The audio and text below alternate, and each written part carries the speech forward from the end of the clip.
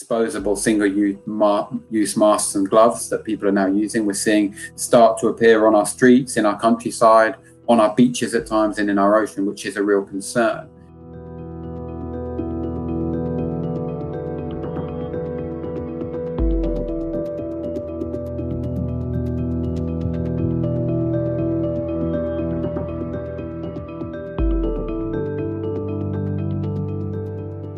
You can't help but see plastic pollution everywhere, and inevitably that's single-use throwaway plastics. We see lots of plastic bottles, plastic cotton bud sticks. We see confectionery wrappers. The coronavirus pandemic has really had an impact on the use of plastics and the types of plastics we're seeing in our environment now. So we're seeing lots of plastic go into our oceans. We're seeing a much less resilient ocean. So animals and wildlife being impacted, habitats and ecosystems being impacted, and that makes it less resilient and able to withstand the shocks of climate change. So it's all interconnected.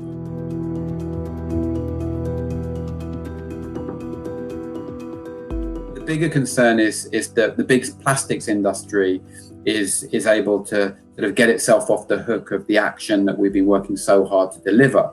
So the action on plastic bottles or bans on straws and stirrers, the sort of interventions at a legislative and a systems level that can stop plastic pollution from ending up in our ocean in the first place. So our oceans are absorbing millions of tons of plastic every year.